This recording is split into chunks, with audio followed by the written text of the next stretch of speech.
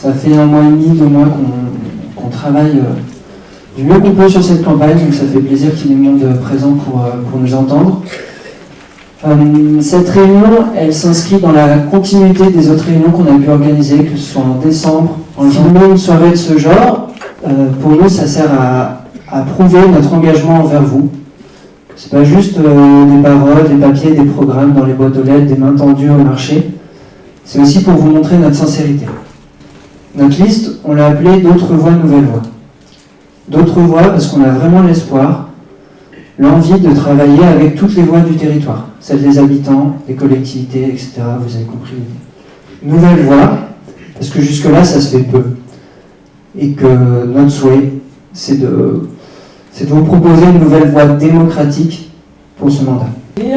Donc moi, je suis Gaëlle Verjus, donc élue par la liste pour être maire de Thônes en binôme avec Clément, à côté de moi, qui se représentera après. Donc, comme a dit Rémi, on s'est regroupés tous, là, à 31, autour d'un projet. Un projet qui part d'un constat d'un territoire aujourd'hui qu'on trouve un peu déséquilibré. Le but de ça, le premier but, c'est quoi? Éviter la concentration du pouvoir au sein des mains d'une seule et même personne. Alors, c'est pour ça qu'on veut remettre le conseil municipal, donc cette assemblée de 29 élus, au centre des décisions de la commune. Le rôle de la commune et notre rôle consistera à garantir les conditions d'existence d'une vraie démocratie locale. Entendre et échanger, c'est-à-dire accueillir le débat, voire la conflictualité, pour bien prendre en compte la diversité des expressions à l'échelle de la commune. On ne sera pas tous d'accord. Et c'est une bonne chose qu'on soit capable d'en discuter. Le débat, il est constructeur et il est sain si on est capable de s'écouter. Bien que Thônes soit une ville où les gens se sentent bien, où ils pensent peut-être qu'ils sont à l'abri de tout ce qui se passe dans le monde, je pense qu'il faut faire attention à ce qui se passe, et en particulier dans le domaine de toutes les transitions en cours, que ce soit le climat, l'environnement, que ce soit le numérique et l'intelligence artificielle, que ce soit pour la santé, les épidémies, la société, et puis vous voyez bien en ce moment la démocratie, la guerre et la paix sont des sujets qui sont tout à fait importants et pour lesquels il y a certainement des gens qui sont retraités et qui ont du temps, je me répète, et qui peuvent apporter leurs compétences pour donner un éclairage éventuellement sur la demande du conseil municipal ou à destination des habitants. Comment alors, qui pour participer dans le groupe? Eh bien, des bénévoles, anciens ou pas, donc là je rajoute éventuellement que s'il y a des gens qui sont actifs et qui ont du temps, ils sont les bienvenus, et puis qui ont de l'expérience. Alors comment? Néanmoins, on voit qu'il y a de plus en plus de logements, et il y a aussi de plus en plus de difficultés à se loger, à accéder au locatif, à la propriété. Donc nous, on propose une manière d'agir qui est de ménager, de faire moins mais mieux. L'urbanisme il est directement lié à la question de la mobilité. Plus on s'étend, plus on s'éloigne. Plus on s'éloigne, plus on a besoin de la voiture pour parcourir les distances. Et donc là aussi, je pense que le constat, on est tous unanimes là-dessus. La circulation est difficile à Thônes, les déplacements le sont. Et donc, une direction qu'on vous propose, c'est d'essayer d'aller vers des déplacements apaisés et qui créent du lien, plutôt que ça devienne des contraintes. Donc l'idée, c'est vraiment de faire de notre commune un lieu qui accompagne chaque habitant dans une vision inclusive et solidaire. De vraiment garantir un accès de qualité à des services publics, à une action sociale, afin de faciliter le parcours de vie des Thônins. Alors le parcours de vie, qu'est-ce que c'est? C'est l'idée simple que, quel que soit l'âge, le parcours, l'histoire d'une personne, c'est vraiment qu'elle puisse se sentir inclue. Une personne qui se sent inclue dans un territoire, elle va avoir envie de participer à la vie locale. Comment continuer à bien vivre ensemble? Une commune doit être un lieu de vie ouvert à tous, que l'on partage. Chacun doit pouvoir accéder aux services, au commerce et aux activités. Au fond, agir pour l'inclusion, c'est améliorer l'accessibilité, bien sûr, mais aussi développer l'entraide, les solidarités de proximité et les liens entre générations. Et pour avancer sur ces questions, il est essentiel d'écouter celles et ceux qui vivent ces situations au quotidien. l'île Rousseau, où très peu d'appartements seront accessibles, 20% des 30% de logements sociaux, ce qui équivaut à quasi rien. De ce fait, l'inaccessibilité nous prive de relations familiales, amicales et sociales. Sachant que j'espère établir une relation de confiance mutuelle en toute transparence et un partenariat qui fera de notre joli village un exemple d'accessibilité pour notre département.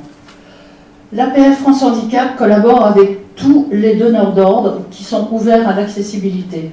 Ça, c'est important. Notre objectif est clair et va dans la continuité de ce que vous avez pu entendre depuis le début de la présentation. Garantir des conditions de vie dignes et stables pour les habitants.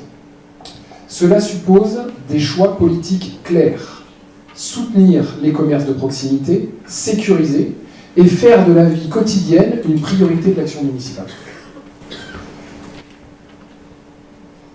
Thônes doit donc continuer à jouer et à assumer pleinement son rôle de ville cœur de vallée. Je me suis souvent posé la question, comme tous les parents qui sont ici ce soir, je me suis souvent demandé comment aider les enfants de notre territoire à bien grandir dans notre commune. Prendre soin des enfants, c'est prendre soin de demain, c'est prendre également soin de notre territoire. Et c'est aussi le rôle de la municipalité. Travailler avec tous les acteurs du territoire, tous les acteurs de l'enfance, les écoles, les agents municipaux, les associations qu'on vient d'évoquer bien sûr et les familles. Je vous propose d'évoquer la place des jeunes à Thônes. Parce qu'au fond, la jeunesse nous concerne tous. Beaucoup d'entre nous ce soir sont parents ou grands-parents, et même lorsque ce n'est pas le cas, nous avons tous des voisins qui ont des enfants. La priorité aujourd'hui n'est pas de créer une structure supplémentaire, la priorité est de relier ces forces et de leur donner une direction commune en y associant pleinement les jeunes eux-mêmes. Autrement dit, construire ensemble une véritable politique de la jeunesse pour Thônes. Nous appliquerons donc une politique intransigeante concernant la sauvegarde du foncier agricole et naturel en bloquant l'étalement urbain et en sacralisant tous les terrains non urbanisés autant que possible, y compris les dents creuses indispensables à la respiration urbaine. Ces espaces pourraient être utilisés pour développer des jardins partagés, des potagers urbains, autant de lieux propices à la sensibilisation et l'éducation des plus jeunes. Donc, voilà, on en a terminé avec notre présentation. Donc, moi, je voulais vous dire qu'on est super fiers avec Clément d'avoir été élu pour représenter cette liste qui est pleine de belles personnes, hyper compétentes. On a vraiment travaillé ensemble avec toute l'énergie qu'on pouvait ces 2 derniers mois pour donc construire ce programme en s'inspirant donc de ce qui était sorti des réunions précédentes. On n'a pas pu tout dire parce qu'en fait, on en a encore beaucoup et on préférait maintenant être dans un système d'échange avec vous, et donc on est tous prêts à répondre à vos questions. Donc la parole est à vous. On va. Alors pour les élus sortants de la majorité qui se représentent aujourd'hui, j'entends aujourd'hui, j'étais présent, j'ai soutenu, j'ai même tout vu et tout entendu, mais c'est pas ma faute. Moi je vous laisse juger. Alors moi j'ai un message personnel que je souhaite adresser aux personnes qui ont comme moi plus de 60 ans, ce qu'on appelle communément les seniors. Ne craignez pas de remettre les clés de notre maison commune aux nouvelles générations. C'est notre rôle en vérité de transmettre et de soutenir les nouvelles énergies qui se présentent à nous. On n'est pas là pour rester éternellement, comme si nous étions à ce point indispensables. En tout cas, merci à l'intervenant. Mon rôle consistera tout simplement, un peu pour rebondir à ce qui a été dit à la fin. Je vais transmettre le micro, moi je suis plus vieux de la liste, je transmets le micro sans aucune inquiétude, soyez absolument certains, à la plus jeune de la liste. Alors je lui transmets le micro non pas en tant qu'objet pour parler, même si c'est une nouvelle voix et qu'on a vu que les nouvelles voix qui l'entourent sont particulièrement compétentes et sérieuses et dynamiques, mais surtout pour, comment vous dire ça, symboliquement. C'est pas un flambeau parce qu'on va se mettre à discuter des Jeux Olympiques. C'est plutôt un relais, vous savez. Et je passe très volontiers le relais du plus vieux à la plus jeune de la liste.